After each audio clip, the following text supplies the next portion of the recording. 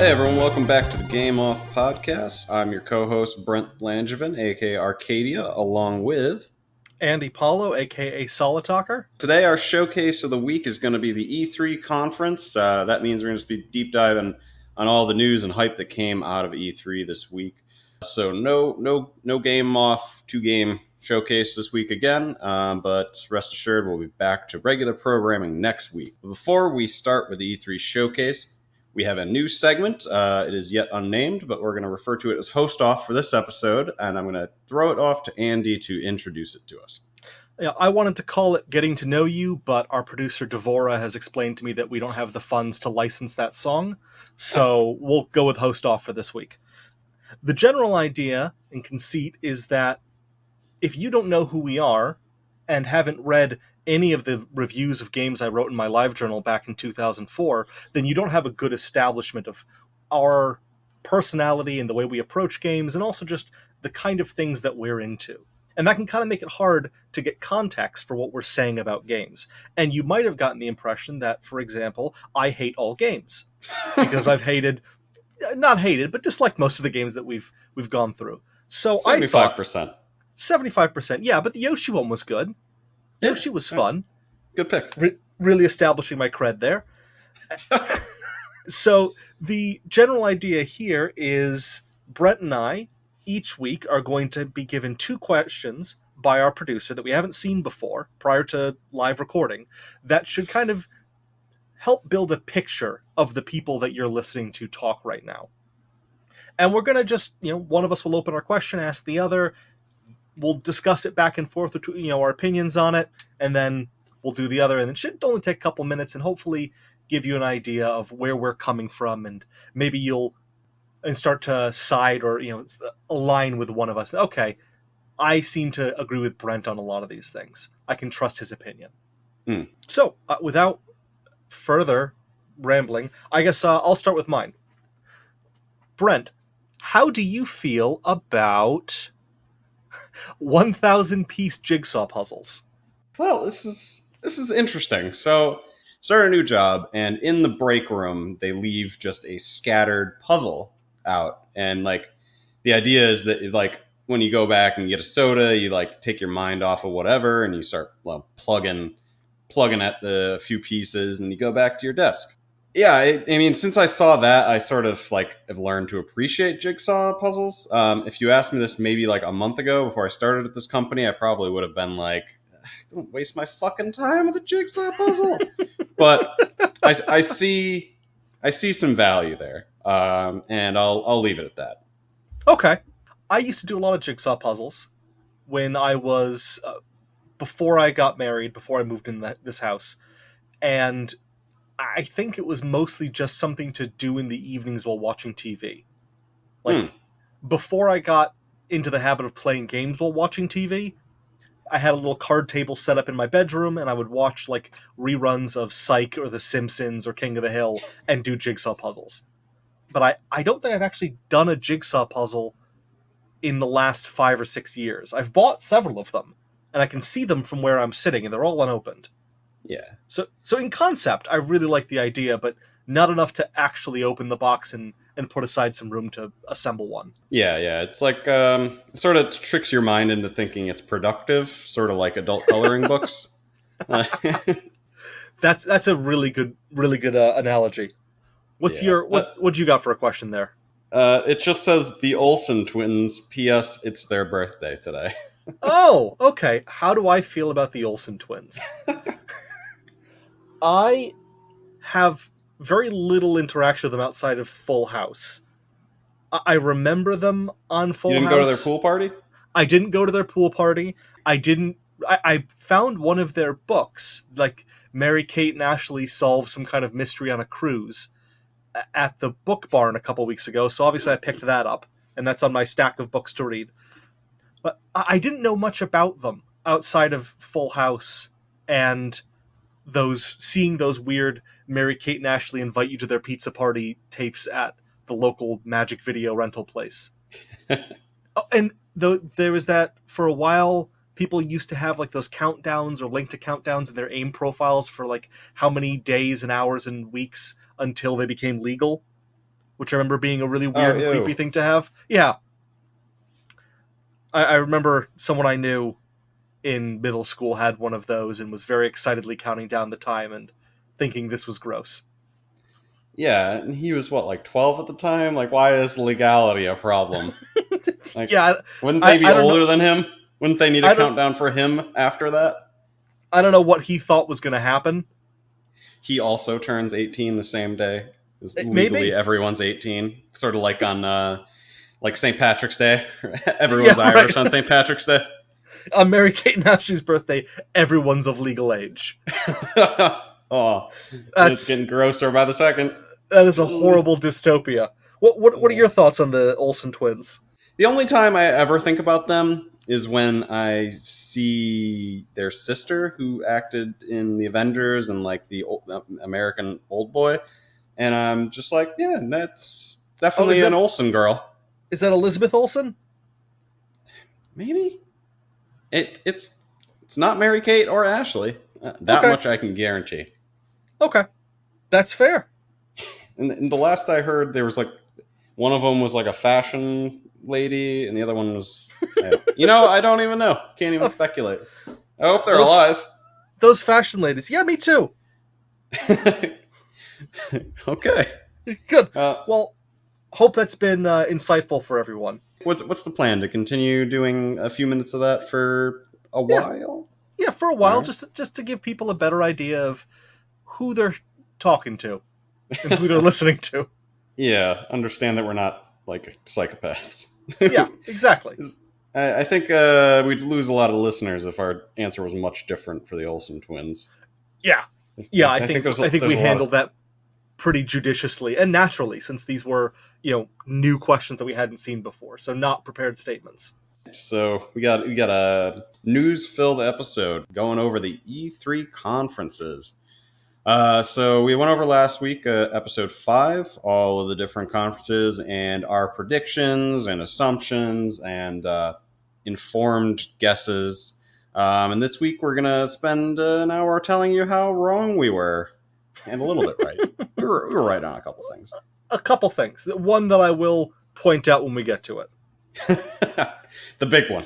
The big one, yes. Yeah, so we'll go through it sort of day by day, conference by conference. Technically, EA didn't have a conference, but they did show new stuff. So we'll talk about that briefly. So yeah, EA finally unveiled after a year with nothing more than a name for Jedi Fallen Order, and then eventually they released a logo. This past week they dropped a gameplay, not a half hour, like 20-minute gameplay trailer, sort of showing the finer points of the game. And what did you think about that, Andy? I thought that was a breath of fresh air in a period of time where we've had some pretty lousy Star Wars games, all things considered. Oh yeah. It was nice to see a real return to form in just a third person Jedi action game. It looked somewhere like halfway between the old Jedi Knight, Jedi Academy series and Force Awakens. Not Force Awakens. What was it? Force Unleashed. Force Unleashed, yeah. Yeah, it looked kind of like a halfway point there, where you weren't some Super Saiyan Jedi destroying an entire building with your mind, but you also didn't feel as kind of like Jedi powers didn't really matter, like you Yeah. guys did occasionally in the Old Republic or playing in Battlefront. Yeah, where you're effectively a god when you're any of the heroes. Yeah, yeah, where this felt like an actual balance. You are powerful, but you are not Hmm. God, and you're not just tearing everything down, pulling Star Destroyers from space to crash into the ground. Well, I mean, so that might have been my only problem with the trailer, is that it seemed like the only time that you weren't walloping on whatever enemies they were fighting was when they were not using their abilities. Yeah, For example, like stormtroopers, which stereotypically are ragdolls, looked like just the most worthless, like fucking moss on the side of a tree I'd ever seen. The Jedi Hunters, I think they're called. Go ahead. no, go. Okay, I don't. Jedi Hunters. They later on in the trailer, you basically see him like force freeze one of them or time freeze, and like he just is stuck for like it looked like 8 to 10 seconds. And earlier on in the trailer, it was like a big wow moment where he was fighting the Jedi Hunter mano a mano, and it like looked really exciting. But it seems more like he was probably just holding back. There's skill points in the game, so like at what point does the game get trivialized by like godlike Jedi powers? Questions that need answers. Yeah, I mean that's a tough balance because in reality, like Jedi should just cut through stormtroopers very easily. They're not really built for Yes. fighting Jedi. And unless we're going to start talking about Terras Kasi stuff, most non-Jedis should be basically decimated by Jedis. Right. Yes. But that's And also not a game. I was gonna say, No, it's so I don't know, it's a tough balance. I'm still hopeful just for the idea of it being a story-based game where you are a Jedi and get more powers as you go. mhm, Like that alone seems really cool. I'm hoping for uh, a decent amount of variance between going light and dark. yes, That's yeah. always the fun of those Jedi games is kind of playing with the force powers on both sides and realizing the light side's garbage. Yeah, yeah. I was gonna say, like, how much do you think they're gonna dabble in this, like light to gray Jedi or whatever you want to call them nowadays? I know gray Jedi is a bit of a controversial term. Since they kind of rebooted this canon, everything has so much more weight. Every new thing they add to it. Hmm. Whereas, like, the end of the old, the end of Legends, I guess they call it now, there was so much crap out there that you could put out a game and it didn't matter what the story was really. It's, okay, this is already 30 books that contradict what you're writing, so do whatever you want. No, now everything just has more weight because, like, well, this is the fourth game to come out since they rebooted everything. Yeah. So people are paying attention and making sure that stuff makes sense more than they Hmm. did with Jedi Academy. Yeah, which is sort of a mixed blessing with how EA sort of like juggled and dropped the franchise a lot. Like we aren't getting an onslaught of games, but we aren't getting a lot of good games either. So, but there's a nice space between. Yeah, I'm hoping. I'm very hopeful for it. Yeah, me too. I think other than the challenge apprehension, I'm really excited. Like the climbing stuff always gets me rowdy as a big Uncharted guy. Um, And I know I referenced it before, and you had no idea what I was talking about, but it felt very reminiscent of a game called Psyops: The Mindgate Conspiracy, which it yep, it's still fake game. remains. Nah, still remains one of the best uses of psychic force powers I've ever seen in a game. I did it extremely well with picking people up, throwing them, slamming them into things, picking up items and slamming them into people. So that set a very high bar in the PS2 era, and this is definitely meeting it. Go out and play um, Psyops. if you can find it. Yeah, yeah. All right. So what else from the EA Play? Not even a conference, but EA Play. What anything Uh, else you want to go over? Not really. I mean, Anthem. It was just kind of Oh out. yeah, Anthem. There was like a 30-second gap where there between the official parts of EA Play where they just like pushed someone from fucking uh, BioWare onto the stage, like talk about Anthem for 30 seconds. He was like, it's going great, guys. Please have faith in us. And then he Well, gets like there yanked was that off. other guy that had an Anthem T-shirt on while he was talking. I think about Battlefield. He was wearing an Anthem T-shirt, so your representation there. There you go, guys. See, please look forward to the future of that game because it is bright. All right, so we can segue right into the Sunday conferences, which were primarily Microsoft and Bethesda. Microsoft well, not even started. These aren't in order, but they announced the new Elite controller, which I'm really excited about. Did you ever get one of the old Elites? I did not. No, I just have the regular controllers. Yeah, so I've had two of them fall apart on me now, so I was sort of disappointed with the build quality, but otherwise, it's the best feeling controller I've ever used. My version now is like glued together and like looks like I don't even know. Like I went I went like Freddy Krueger on it or something. But that being said, I was like willing to do that because I did not want to go back to any other controllers. So, with the announcement for the new Elite controller, and later on they confirmed too that it would be forward compatible with the new consoles. I'm really really jazzed about controllers. That was one of my highlights of the Microsoft conference. Whether that's a huge boon or not for them, but yeah. What else do we get from that? Let's talk about Blair Witch. I think I tweeted something along the lines of like I never in a million years would have guessed this to become a game franchise. Like I still can't see it, but I'm not a horror game player, so maybe you have more insight. I'm an abject coward when it comes to horror games. I tried playing that Amnesia game, and I got scared when doors were slamming shut. I never actually saw what the monster looked like. Never even got that far. I just doors started slamming shut, and I said, "No, I can't do it." No. So the I'm definitely not going to be playing that Blair Witch game, but I'm very curious. I'd love to know why it's being made. Just what steps took, what meetings happened, where because the most recent Blair Witch, to my memory, didn't do very well. That remake of the original they did. Yeah, and that was like 7 years ago or so. Yeah. Maybe So maybe longer.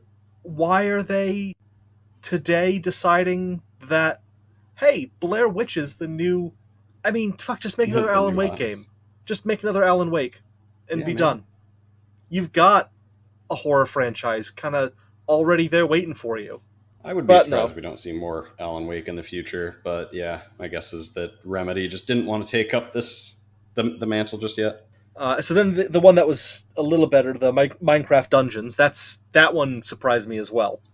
Oh yeah, yeah. I'm surprised by how many ARPGs are suddenly coming out of the woodwork because we got that. There's a Warhammer one. There's Conan one. There was Yep. another one announced recently, too. And then yeah, there's at least two more that I can't think of the names of right now. And I think Torchlight's coming back too. Like, Torchlight 2 for consoles. yeah, it's like everyone took a step back and was like no, Diablo is just way better than anything we can ever imagine. Let's take like 5 to 6 years before we even try again. Now there's just this sudden resurgence of isometric fucking ARPGs, and it's thrilling. If I can play Torchlight on Switch, that's a day one purchase for me. I loved Torchlight 2, and I'd Oh, happily that'd be play it great. again. Yeah, that'd be really good. All those games would be really good on Switch too, since they handle objectively good on controllers. Shockingly. You were absolutely right about getting more Battletoads. Well, that was. I mean, I'm surprised it's this far or this complete. I think it's coming out early next year, and it Yeah, looked like a fully fledged game. I assumed because they announced it as a logo, we weren't going to hear shit from it for quite a while. But yeah, I'm glad, Forza Lego. Excited for that. dude. Dude. Yeah, I I played Horizon 3's Hot Wheels X Pack more than I've played any other like Forza game. Period. I'm so excited that they keep going back to these like really creative, unique, colorful landscapes, and apparently they're doing seasons for the Lego world as well. Which Oh, that could be nice. yeah, for people who don't know, Forza Horizon 4, it has a season mechanic where every week is a different season. So, like for example, this week is autumn, and in a couple days it'll like go to winter in an obvious transition. And so the entire map will change. Like lakes will freeze over, and those will become courses and stuff. So it's wild. It's wild how creative they were with like England. Now let's see how creative they are in like completely unleashed creative like mindscape in a Lego world. Like hyped. Just seeing them driving through a field of Lego flowers and grass and seeing the little pieces getting knocked up and just thrown into the air, that alone was fantastic. Just that Yes. visual sold me on the entire conceit of Lego Forza. We all know how much you love destructible environments, Andy. I really do. I really do. That's the Lego's the pinnacle of that. We didn't, however, get a Forza 8 announcement like you thought we might have. Yeah, I was hella confident because we haven't missed a yearly iteration since Horizon 1. So that would have been like 7, 8 years ago.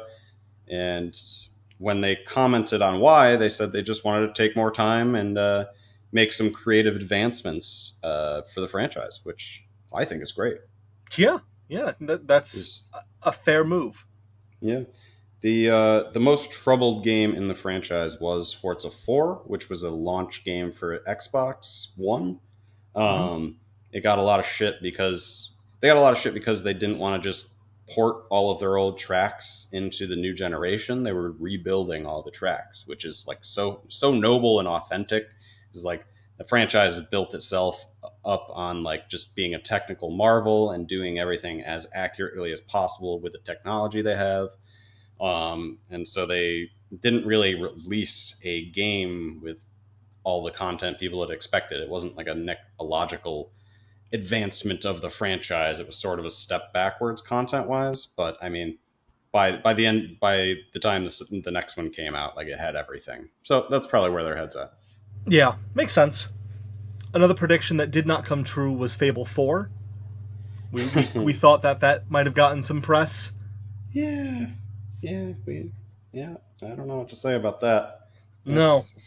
It's ready when it's ready, I guess, right? Really Yeah, want a new Fable game though. Really want although, I mean, knowing the Fable series, it's never ready, really. it. I mean, Well, Peter Molyneux's never ready to admit that like the game didn't live up to his fucking hype. well, yeah, But he's gone. he doesn't stop adding new features to it in his mind, so it'll never be finished. Yeah. Yeah. Yeah. And then a prediction that I made that came true was Microsoft announced that they had scooped up a new developer, a new studio, and announcing that studio's game Yeah. Double with Fine. fucking Tim Schafer and Double Fine. I never would have thought that he would sell to Microsoft. I seemed like he was pretty deep in bed with Sony.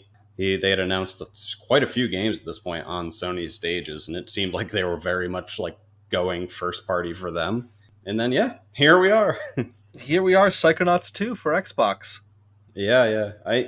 I'm curious how that's going to work because they didn't have a publisher for it. I think they were self-publishing. So does Microsoft step in and be like, "Nah, it's an exclusive now. Sorry," or do they go like the Minecraft Dungeons route and say, fuck it. Like people everywhere like Minecraft, so here you go. The vibe I've been getting from Microsoft the last couple of weeks or months has been they just want their games on people's stuff. And if that's on Switch, if Yeah, that's on Steam, Epic, whatever, just please play our games. Which I yeah, guess yeah, is nice. I'm still a little I get pissed off anytime I see one of these crowdfunded games then jump in with a larger company because I feel like it just kind of goes against the spirit of the crowdfunding. yeah. And it Because and they're obviously taking money from two sources at that point. and just because, especially with Double Fine, that they were such a darling and vanguard of Kickstarter funding of games, and then they did their whole thing with Fig. It feels just so sleazy for them to then say, well, that game that set records for funding for a crowdfunded game and was the talk of crowdfunding and was the face of crowdfunding for months. Yeah, Microsoft's going to publish it. We're owned by Microsoft now, so all that money that was raised, helped fund a game that they're going to make money off of. Just feels Yeah, very. The whole thing feels dirty. it does because like I mean at this point they're going to treat kickstarting like a sort of discount like early purchase system Yep. and not you know what the reason people actually kickstarted it, which was to put money towards like the vision of some creators. Right. The whole idea was the publishers don't believe this game is profitable and will make money. Let's show them that there is a market for this game out there by having you guys fund it yourself. Yeah. And then to have the publisher going like, oh, actually, you know what? We would like a piece of that, please. We actually would like to make money off that game. So if you could just come back this way. Yeah, yeah, looks good. Thanks for stopping by. We own you now. The big one though, friggin' Cyberpunk. Oh yeah, Cyberpunk actually coming out in Yeah, the next year. That's I, and with a special guest appearance there. oh man, Keanu on stage. They fucking stole the show. Uh, Yeah, I'm still pretty jazzed about it. I loved that bit. I love Cyberpunk. It's crazy that we didn't talk about Cyberpunk at all in the last episode because that has been the game I've been most excited for since they announced it in like 2011.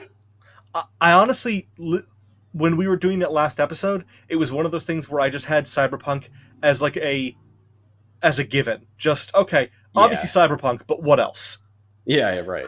I and it's like a big part of my life. I feel like I'm just always thinking about it. That I just took it for granted. Yep, yep, that makes sense.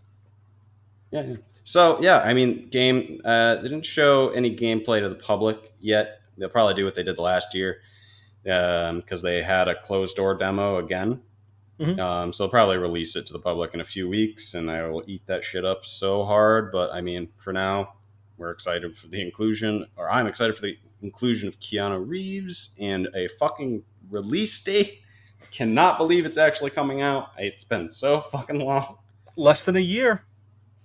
Oh my god. I'm gonna get that fucking release date tattooed on my body, and then it's gonna get delayed, and then I'm gonna get a second tattoo. Anyway. Alright, yeah. Do you have anything you want to say about Scarlet or XCloud? Yeah, yeah. So my prediction on Scarlet was spot on. They did Yes, it was. exactly what they did with the One X. Exactly what they did. Released just a Talking Heads teaser. Said it was going to be 4 times as powerful as the One X, not even the base Xbox. Which is kind of crazy because the One X is a technical marvel, and it just came out a year and a half ago, almost 2 years ago. So yeah, it's going to be a juggernaut, and I'm curious, real curious, what Sony's answer to that's going to be. Yeah, I don't know. Maybe we'll find out later this year. Maybe they'll Yeah, do their yeah, own thing. yeah. I mean, it's all speculation at this point. They did what Sony sort of has already done, and they acknowledged there's another console coming out. Doesn't have a name. They said it's coming out next year. I don't know if Sony confirmed that or not, but yeah. So there's still a lot of details out there, but I'd read an article from Phil Spencer, the head of Xbox, and he was basically like, "Yeah, why would we waste all of our time pretending we're not making a console when people can ask questions that we might actually be able to answer?" Like, so that's fair play on him. Yep, that makes sense. Mm. Just to wrap it up, we had two predictions that did not come true beyond the ones we've already talked about. My prediction that they'd be reviving their old series Outwars, surprisingly, did not happen, and your prediction of Conkers making an appearance. Yeah, yeah, that It was was, a fucking Hail Mary. yeah, those were both pretty unlikely. Would have been neat though. Oh hell yeah, I'd buy a Conquerors game. Hmm. All right, so what was next? Bethesda. Yep, Bethesda was later in the evening on Sunday. We got a lot of expected stuff. Gameplay for Doom Eternal. It's not even worth talking about because it's more of what we saw last year. More Elder Scrolls Blades, Elder Scrolls Online, Elder Scrolls Yeah, Legends, everything but Elder Scrolls. Wolfenstein Youngblood. Yep. A lot of known stuff going into Bethesda's conference. We did get Ghostwire Tokyo. Ooh. So it's just a CGI trailer, but it is a fucking cool looking game from the developers of The Evil Within, which is another spooky game. A very very enthusiastic presentation as well, which I really liked. Yeah, what was her name? Akima Nakamura. Yeah, Jeez. one of the three standout performances of E3. Yeah, Her, yeah. Keanu Reeves, and that puppy. The puppy sleeping. They got abandoned on stage by John Barenthal. Hashtag never forget. Okay, so Ghostwire looks pretty fucking cool. Deathloop, that looked pretty neat too. Yeah, another CG trailer. So they had 2 new game announces, and both of them were just movie trailers. This one I can't wrap my head around how it would be fun. Can you want to explain the premise? So it seems like there are two people on an island that are trying to kill each other because one of them's stuck in Groundhog Day, where if he doesn't kill her, he'll never leave. And the other one wants it to be Groundhog Day, and if she doesn't kill him, it'll stop being Groundhog Day. I don't 100% understand what that's supposed to be gameplay wise. In my mind, I'm thinking of it as just like I could see it working as a linear story based shooter. Yeah, yeah. So That or it's just 1v1 me the game. yeah, I guess that could work too. It actually, for some reason, reminded me. Do you remember the game Singularity? Yeah, yeah. We talk about that oddly frequently. Yeah, I don't know because no one talks about that game. It wasn't very popular, but It's pretty middle of this the pack.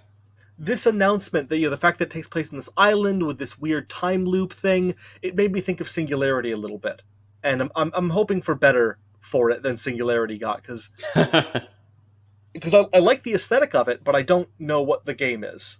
Yeah. Well, yeah, I'm sort of getting just.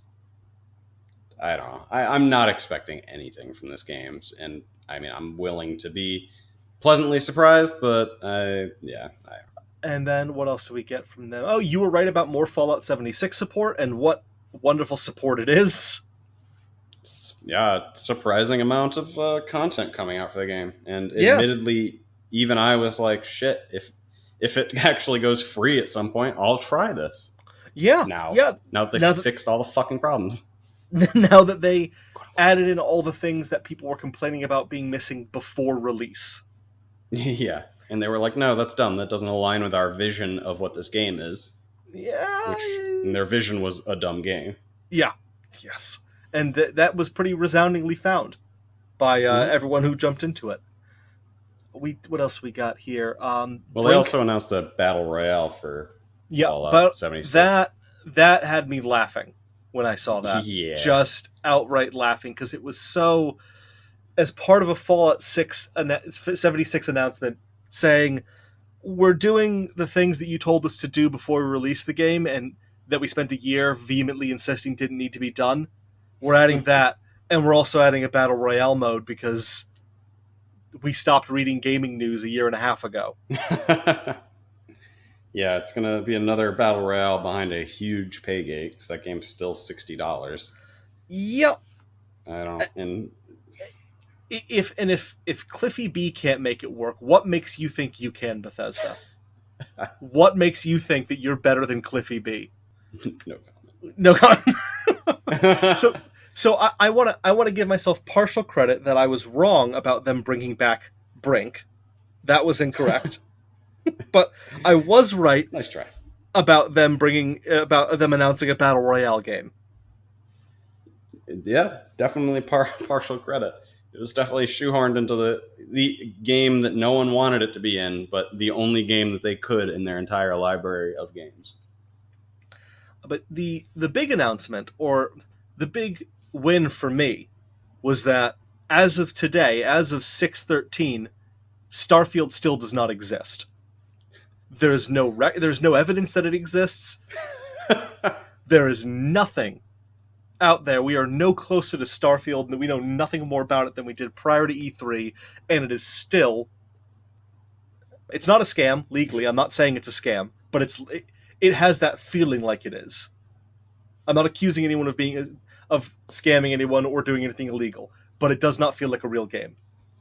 And I Yeah, don't know why they yeah. bothered saying anything about it if it's been how long and they've told us nothing.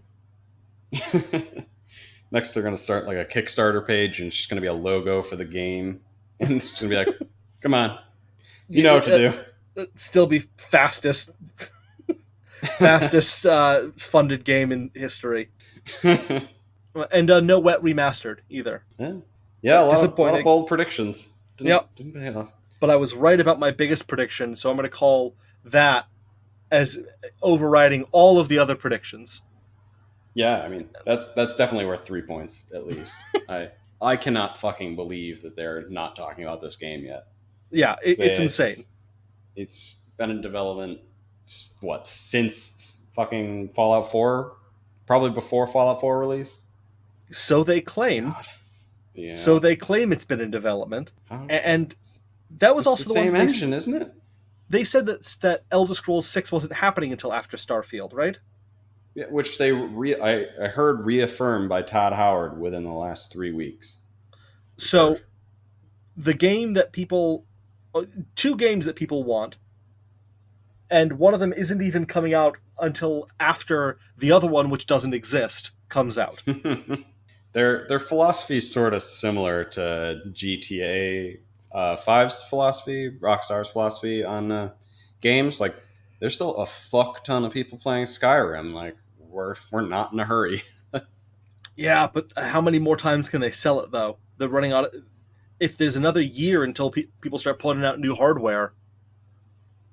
Yeah, and then they'll re-release it for that, too. Have they ported Skyrim to Android yet? Alexa's running on Android, so technically, yes. That's a good point. All right, what was next? Devolver? Yeah. Technically? Yeah. It was anything in there that really jumped out at you? I mean, we didn't get the new Raycon game, so nothing there.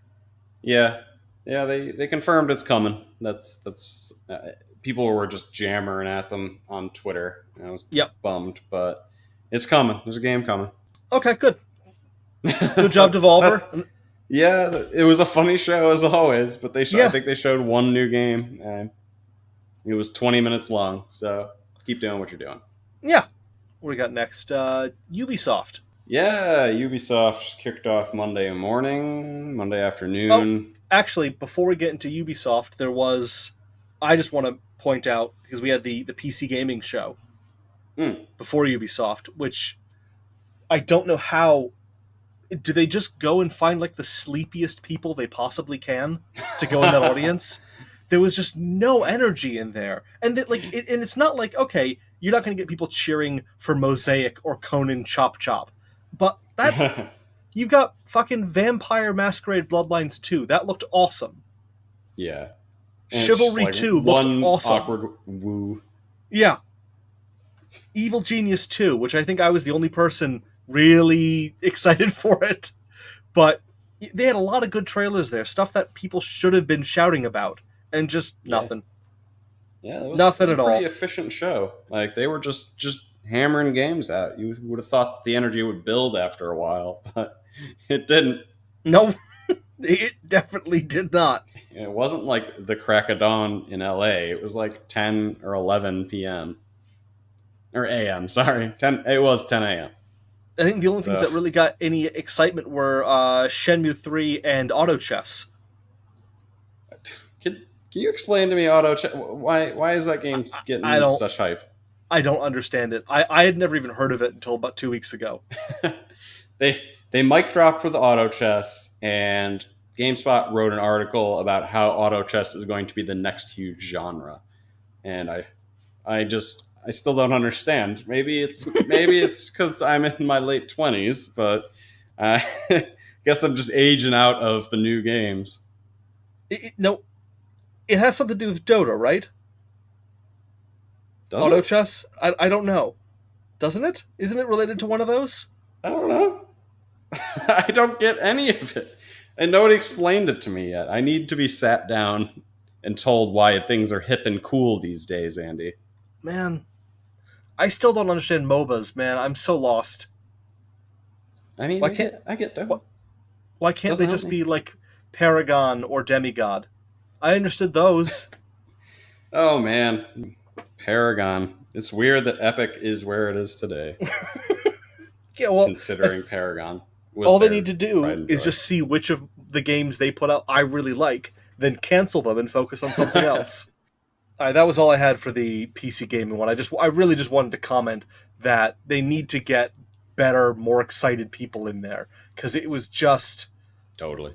It was like watching people at a church group. Just no energy. Yeah. Get it together, guys. It's fucking video games. They all look cool. It was a good showcase.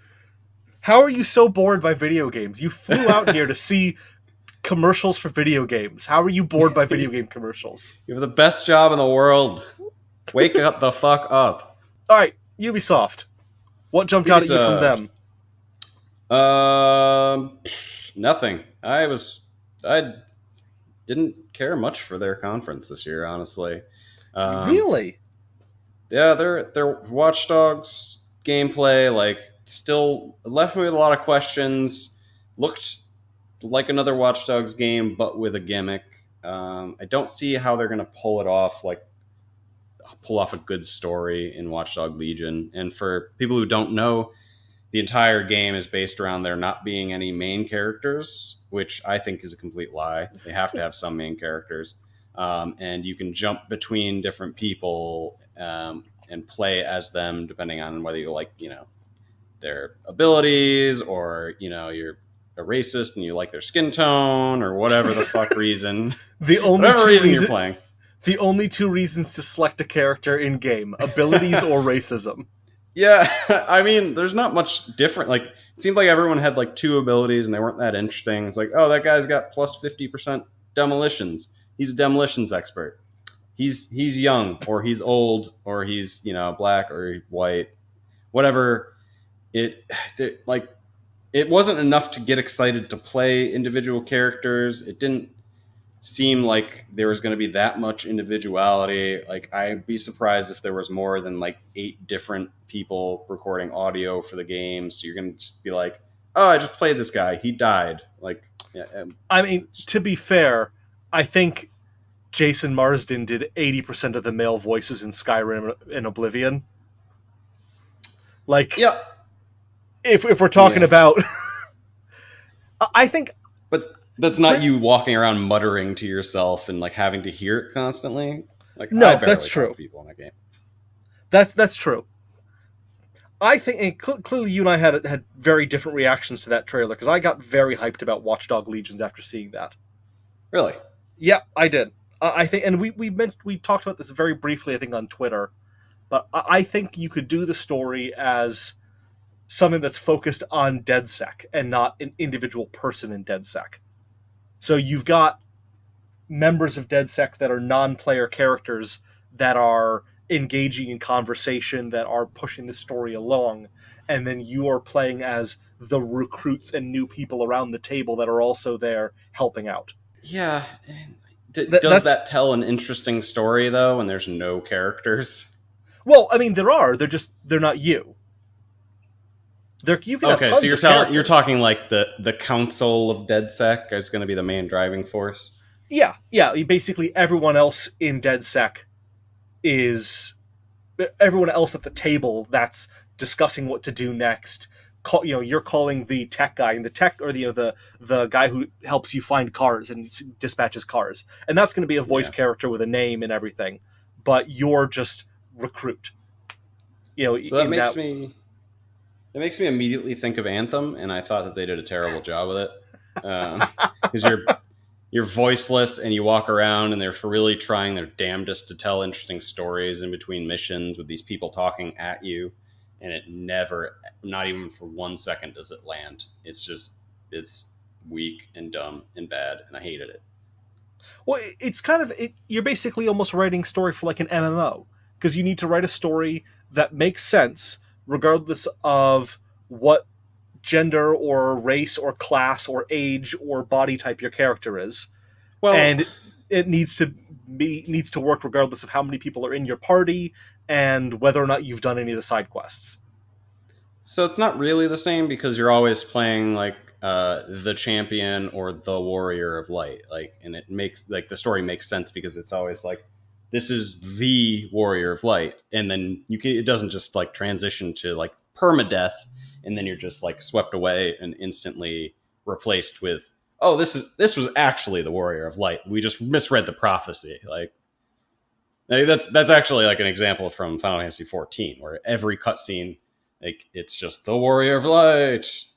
This single person saved us from the cataclysm, etc., etc., etc.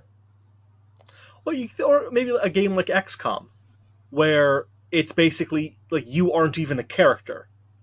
You've got a team of people, and it's the organization of XCOM fighting aliens. Yeah, yeah, but I think that's kind of the direction it has to go for it to have a really structured storyline. Yeah, I mean that would have to be the direction, but does that mean it's a good direction for the type of game it is? Like, do you think the story will be good with that format? I don't think it'll be any worse than 1 or 2. Not a high bar. No, it's not. And honestly, some of the stories Ubisoft has told lately in its games have not been great. Division 2, New Dawn, The Last Ghost Recon were pretty mediocre stories. Yeah, They're very gameplay based. I mean, other than Odyssey and Origins, which had real writing and story, their games are kind of just fill in the blank stories. yeah. Even So Far Cry, which is sort of renowned for storytelling, like Far Cry 5 sort of ebbed and waned in its quality, like heavily ebbed and waned.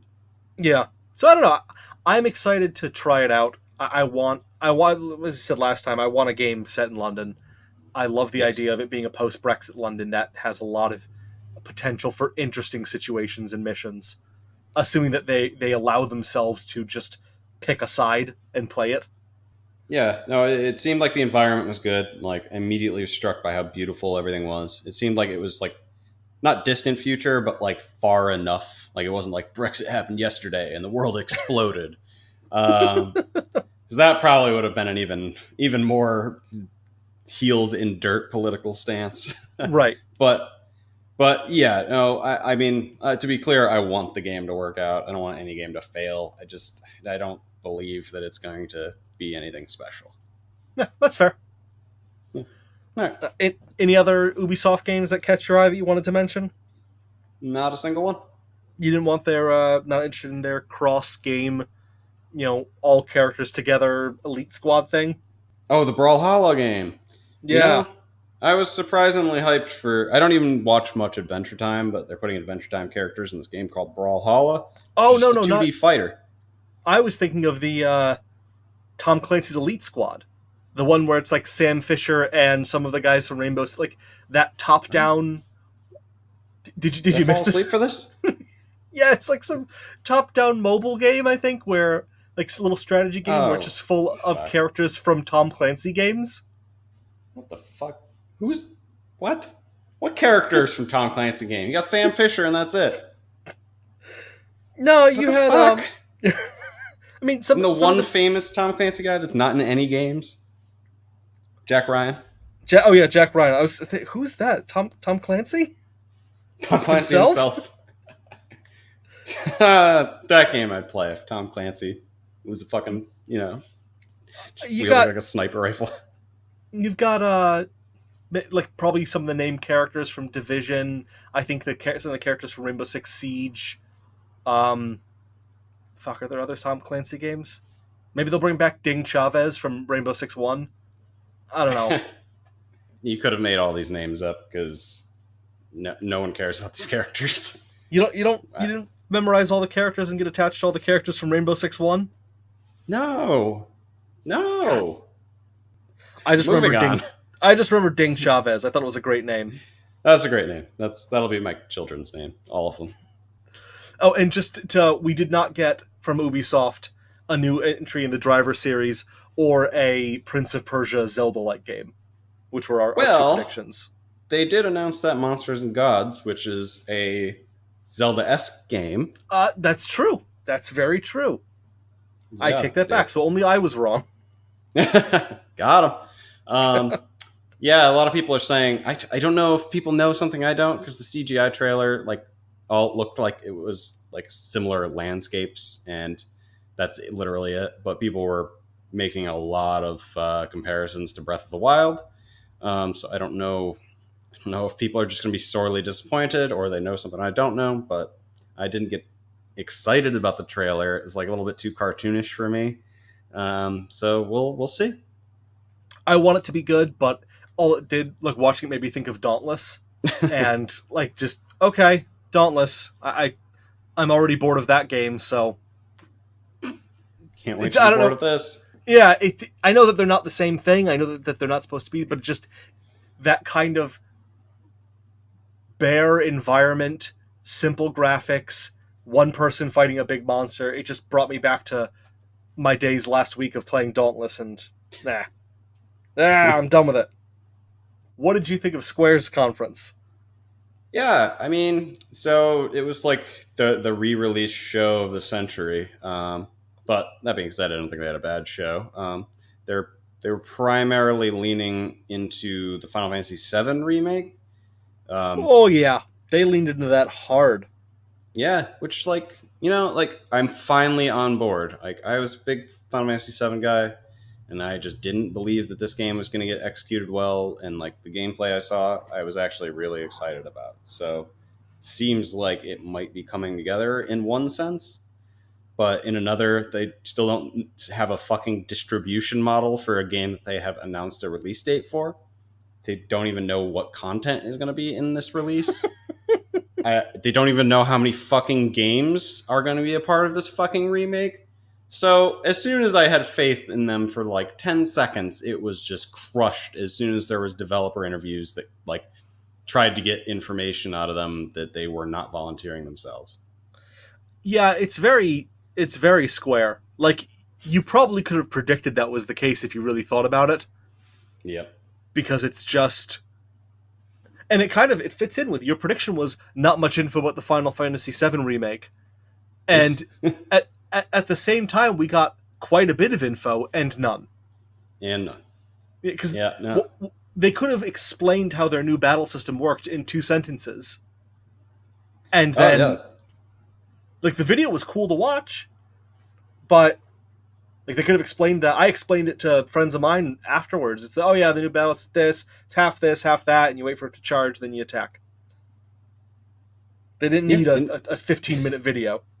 Yeah, no, they really just wanted to show off the entire first part of the game, which has probably been made for since they started this. Right. So, long story short, don't fucking pre-order this game. Don't support their shenanigans. Wait till there's a finished product that we understand what it is. Be like It's being sold a fucking cat in a dog suit and being told it's a fucking Shiba Inu. it's Final Fantasy VII. It's going to sell like gangbusters.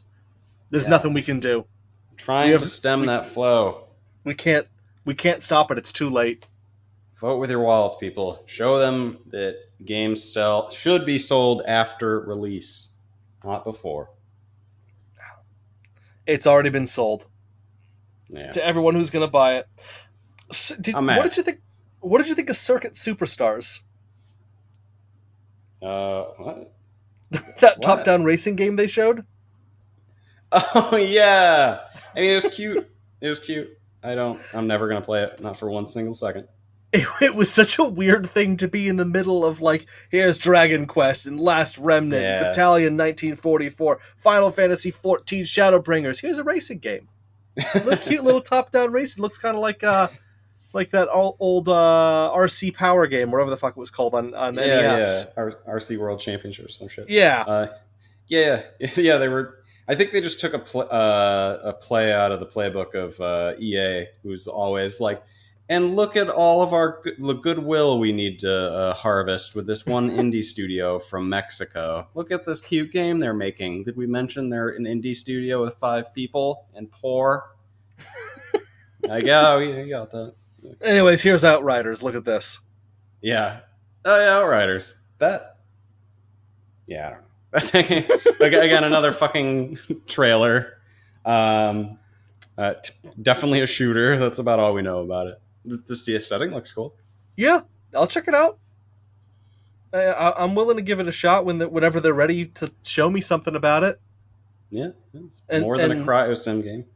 How fucking sweet did that Avengers game look?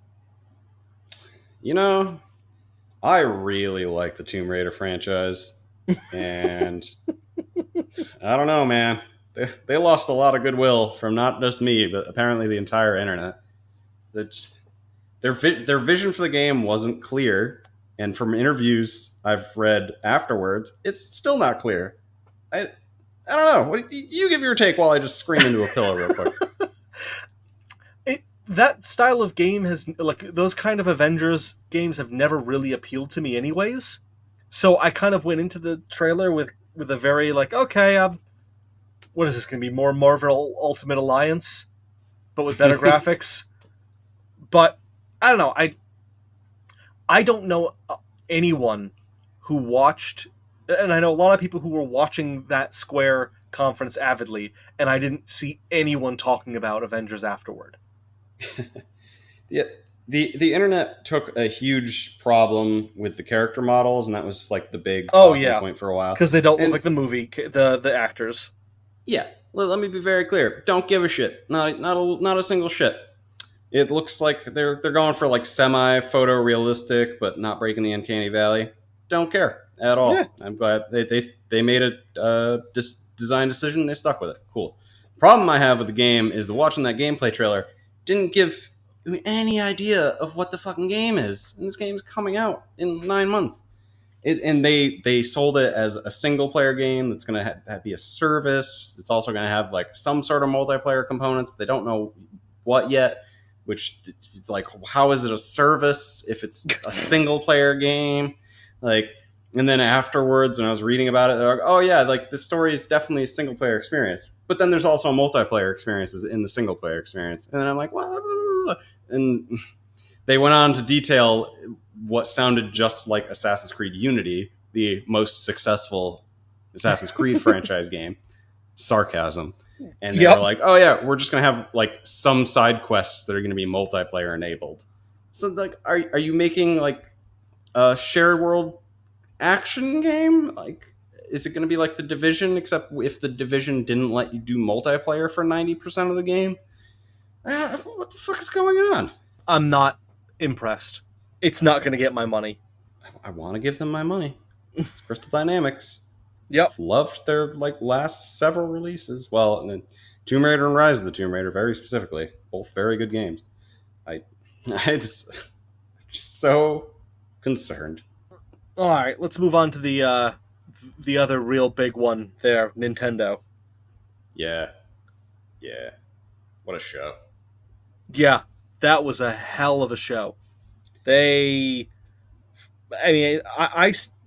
I was impressed with them starting with the Dragon Quest stuff, Dragon Quest and Smash, and the Dragon Quest on Switch, because I didn't finish Dragon Quest. I had it on PC, but 11 I can see specifically. 11 specifically, yeah.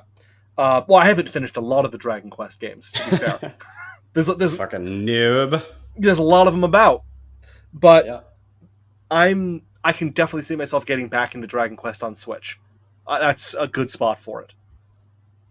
Yeah, those are good games for Switch. A lot like Tales of Symphonia or 2D art JRPGs like Octopath Traveler. Yeah, found a good home. Then you got Luigi's Mansion. That looked pretty cool. I like that series. I'll check it out. All you, dog. Oh yeah, all me. Okay, cool. Good. Let's talk about Gooigi for a minute, because that's the real star of that game. Yes. Yeah, it's amazing how popular things that are near and related to but aren't Luigi are, because people fucking love Gooigi and people fucking love Waluigi. Yeah. Is he? He's still not in. No, Smash. He's just an assist trophy. Yeah, that gets people's goats. Yeah. It's so interesting because he has such a vocal following. And it's the weirdest thing. And no one gives a shit about Bowser Jr. Nope. And hell, I mean, no one gives a shit about Birdo. And Birdo shows up everywhere. Hey, I like Birdo. I mean, I'm a fan of Birdo as well, but it just they make the weirdest calls on what characters to like elevate and which to leave behind. Yes, very very arbitrary. Metal Mario. Yep. Okay, cool. Why? He's fine, I guess. Yeah. The other big announce for Smash though was Banjo. What an amazing reveal trailer that was. Yeah, and quietly also, because we're going to be on the topic, they had announced that Super Lucky's Tale was coming to Switch as well. Yep. We'll get into why that's relevant in a minute. But Banjo! Yeah, what an amazing reveal trailer that was. Oh my god. Duck Hunt Dog getting stomped in the fucking throat by Banjo-Kazooie is... That was That's it. amazing. I That's I the one. could not believe it. And you could just see people on Twitter, just one tweet after another. Oh my god! Oh my god! Oh my god! Oh my god. Yeah. My favorite video is like the Nintendo store in New York where they're all like, yeah, and then they're like, no. And then they would like doubly lost their mind when he actually came out of the shadows. It was just like dudes were tearing their shirts off and stuff. That is the shit. that That is E3 in a moment. that is how you actually do a reveal trailer. That was Yes. amazing. Same with well, actually with all the reveal trailers were all really Oh well yeah. done. Gangbusters. Nintendo did not waste any words and they got straight to it. Yeah, I fucking Panzer Dragoon. It's a series I haven't thought about in ages. Yeah, that's just a port, right? That didn't look like a re-release, or No, not a re-release, a new game. I think it's like a remaster, just like an upscale. That's the impression that Yeah. I got. Also, Well, what the fuck is this Dark Crystal game? I know that Netflix is releasing some Dark Crystal shit, so it must be a tie-in. But who cares? What a weird thing to throw in the middle of E3. Yeah, yeah. I mean, so wasn't that goddamn TV show on the Ubisoft stage? I forgot about the TV show. Fucking psychopaths! What are you doing? Do you know where you are? Uh, Look around you. they've got an hour and 40 to fill. They got to fill that hour 40. They sure did. Filled to the fucking brim with doo doo. People finally got their Animal Crossing announcement. I know a lot of people who are very excited about that. Yeah. Gameplay and a title, New Horizons. Yeah, that looked like more Animal Crossing. Looked pretty good. I'm excited for Yeah. that. I'll definitely play that when it comes out. And Yeah, then the thing about that game is that will, because it's on the Switch, it will absolutely be the first Animal Crossing game I play. And I've Mhm. had a Nintendo console since GameCube with the original Animal Crossing game. It's never been an appealing sit down and play game for me. But I would play the shit out of that game on the train. It's Mhm. like the perfect trains, planes, and automobiles game. the only Animal Crossing I've ever played was been on DS and 3DS. I never Yeah, played any of the one on GameCube. there you go. I'm It's glad it came definitely out a of travel retirement game. now. Yeah, I'm excited. I'm definitely going to get into that. And I know how excited you were for Mario and Sonic at the Olympic Games 2020. Oh, that sucked. That series still goes. I don't get it. I remember like the old games that came out, they were like $1 on clearance, like while the Olympics were still going on. I Mm-hmm. don't know how this fucking this is a thing anymore. And then I think your biggest win of the night, your prediction there. Oh, Breath of the Wild 2? Yeah, Did I predict that? you predicted. You said 3D Zelda announcement. I've got it in my notes here. Oh yeah, I predicted it. Yeah, I remember. What's funny is because I remember people saying direct sequel to Breath of the Wild and then scoffing, but I could see them doing another Zelda game, like just an announce or something. But shows me a direct sequel for the first time. Well, not the first time in the franchise, but like direct sequel, like coming out right after that game, not 20 years later, and a completely different game also, even if it's like a back to back storyline, like Link Between Worlds, because that's a direct sequel to Link to the Past, right? Well, you had Majora's Mask as probably the closest analog you've got. Well, that's not even in the same timeline as Ocarina of Time, That's true. That's true. Yeah, as far as a but it's story the same sequel. engine. Yeah, as a story sequel, you're right. Because Yeah, the only other ones that you had were like the some of the handheld ones. right. Yeah, so like this is very, very clearly, well, because they said it, it was a sequel to Breath of the Wild. It's like the only words in the entire ad, and it looks beautiful. Looks like it's in the same world. It looks like they're probably going to utilize some of the underground because there's not much underground in the original game. So, I mean, it looks like we may even see like a huge cataclysm happen, sort of like what happens off screen in the years that Link is slumbering.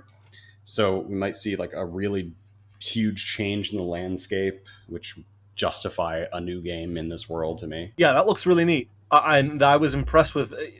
just in keeping with the theme of Nintendo, with how well that announcement was done. Yeah, I, they've they knew staged that it they real didn't well. need much. They did not need to show a lot. Just a couple seconds of footage, a couple of sentences on screen, and room fucking Yeah. explodes. Oh yeah.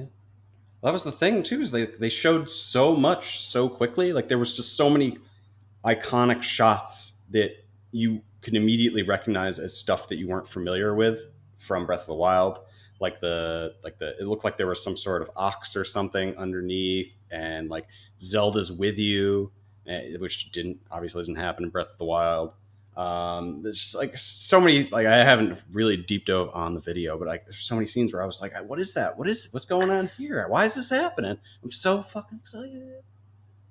So, were you disappointed that Metroid Prime 4 got no announcement? Yeah, I mean, I'm infinitely disappointed with their handling of that franchise, but they got a lot of goodwill from me this year, so I'm going to give them a pass on that one. Uh, oh, you wanted to say something Super Lucky's Tale on Switch. Oh yeah, well, I thought it was going to come up, but yeah, that's so Banjo Kazooie is a Microsoft property, so that means that this is again another sign of like a really close relationship between Microsoft and Nintendo. And then late, or not, actually, this was before, but they quietly announced that Super Lucky's Tale was also coming to the Switch as a full release. So before this, Cuphead was coming, and that was news because that was a Microsoft published game. Super Lucky's Tale is a first party game. This was developed by a team owned by Microsoft. So that means that this will technically be the first game that has been released on another console by Microsoft that they've developed in house. This is, I think, some of the best news as far as just general industry news of companies slowly moving away from trying to create their own walled gardens. Like, Yes. I love the idea of Microsoft and Nintendo playing in each other's yards and sharing this stuff. I love, because there's so many, especially with Rare, so many pieces of intellectual property that some of it's Nintendo and some of it's Microsoft, and I'd love for that all to just become disentangled Mm-hmm. and let that shit go. Yeah, and we're getting there day by day. And I just started playing Super Lucky's Tale today. It's a really fun game. Yeah, nice. Free on Game Pass PC. Free on Game Pass. We didn't mention Game Pass during the Microsoft thing, but they gave details on it, and then later that day I purchased it because it seemed like a really good deal, and so far it has been. Yeah, yeah. That I think to me that was the unsung hero of the Microsoft conference because like we already knew it was coming. Also, I think both of the big announcements from that, both big game announcements from that conference got sort of, or they definitely got leaked, but that sort of like was a shitty undertone on the conference because they didn't have any big game announcements. So Elden Ring and Bleeding Edge, Right. Elden Ring being from and Bleeding Edge being a 4v4 melee game. Both the games look really cool. We didn't see much gameplay from Elden Ring, but neither here nor there. Game Pass for PC comes out quietly. I got like 3 years of it for free, and I now have a reason to play on my PC because I have a huge library of games instead of just like 8. Yeah, it was. I picked it up within that evening, signed on for the Game Pass stuff, and immediately downloaded 4 or 5 games. I've played a couple of them. I played River Bond, which is another one that came out recently on straight to Game Pass. That was a lot of fun. I've been loving Super Lucky's Tale. It's one of my favorite things they announced, and one of my favorite things coming out of it because it was one of the few things that was, hey, and you can do this right now. Yeah, Which I was surprised we didn't get more of this year. Usually get a couple more of those. yeah, and like I did immediately go and like start the install for Windows 10 and like wait for it was a long install. Yeah, it was. Do it overnight, guys. We're gonna do it. But yeah, like I then suddenly was really giddy, like downloading all these games I never thought I'd play on PC, and that was sort of the feeling that we were sort of missing from a lot of the conferences, like just that giddiness, just like woo, something. This is a thing. Yeah, I was excited just to like. It felt like, hey, there's new stuff for me to play with. Yeah. There's new like stuff Christmas I can Day. see. Yeah, exactly. Hundreds and hundreds of presents. And it made made Ubisoft's Ubi Club, whatever they called it, look like shit with their Oh yeah, $15 a month for the 20 games they have. yeah. As opposed to $5 a month for Game Pass right now. Yep, and I think it's got 104 games currently. Ooh, yeah, this is starting to sound like Microsoft propaganda, but like, fucking good luck, you Ubisoft. Yeah, Good not fucking luck. you guys did not do well announcing that after Microsoft's. Mm. The only the only thing that's gonna make that at all valuable is if they are going to release all their first party stuff on it immediately. But Microsoft's also doing that with Game Pass, so it's still gonna be. It seems like it's gonna be a one sided fight for Yeah, the I think subscription PC the market. only difference with the Ubisoft that sounds like the stuff that's available on there is more content complete. So it sounded like the stuff that you're getting for free is the gold editions, premium edition, Oh yeah, the higher editions with with all the more. season passes and whatnot. Yeah, whereas with Microsoft, it seems kind of hit or miss depending on the game, whether or not Yes, you're no, getting that's the full definitely or true. not, which is fine. That's definitely a benefit that I can see with Ubisoft. Not many of their games have a lot of DLC that I want, Hmm. but Yeah, if I was really into the Crew too, I'm sure that'd be great. yeah, like for Forza Horizon 4, like I spent $40 on that game, which traditionally is just a game, but I got that was the cost for me to upgrade to the Ultimate Edition, so I got the game and everything that's ever going to come out for it, including Lego Forza. Yes. Anyway, let's do a best and worst conference of E3 just to summarize our feelings. Go, you can go first. I think that so it's tough. There was a lot of stuff in the Microsoft conference, but not a lot of it is stuff that I'm going to end up playing. Mhm. Just because it doesn't. I'm not a huge Halo fan. I'm not a huge Gears fan, so those don't affect me at all.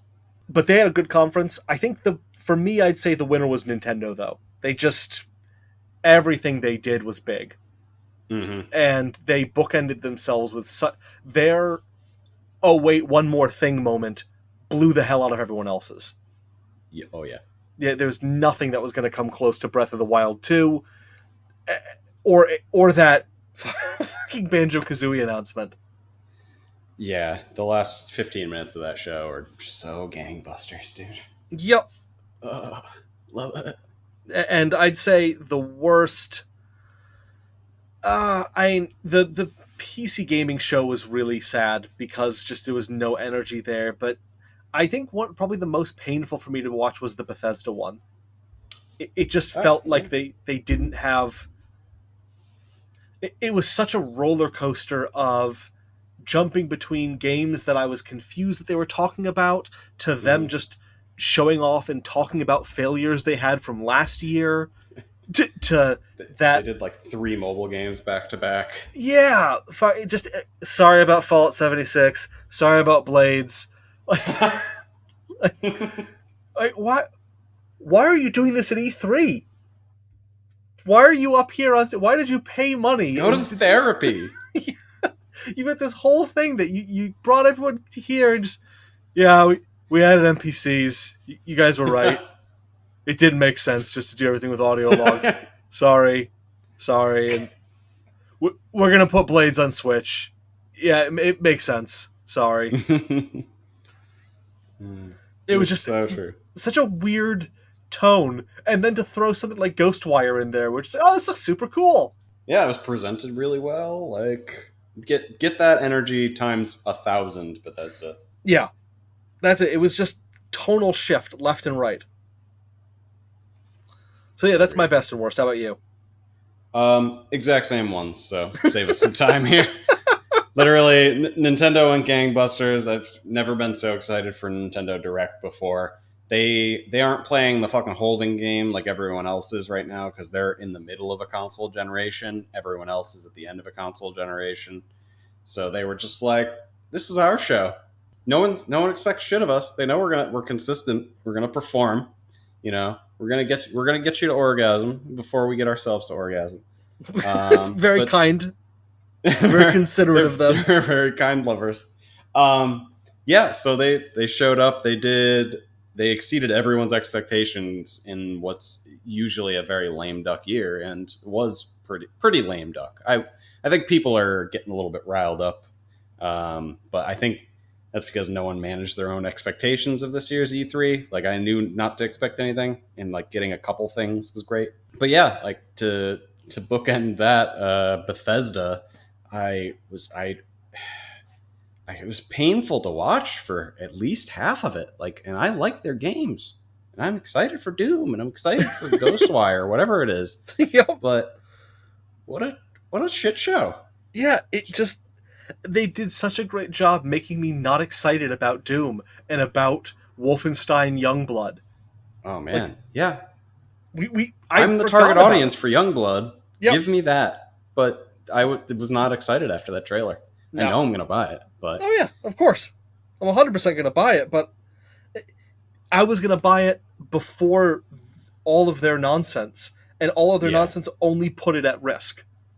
yeah, yep, yeah. No, very disappointing year for Bethesda. But I often am like even last year when because they pulled this fucking Sony and just announced a bunch of shit that they have no clue when the fuck it's coming out.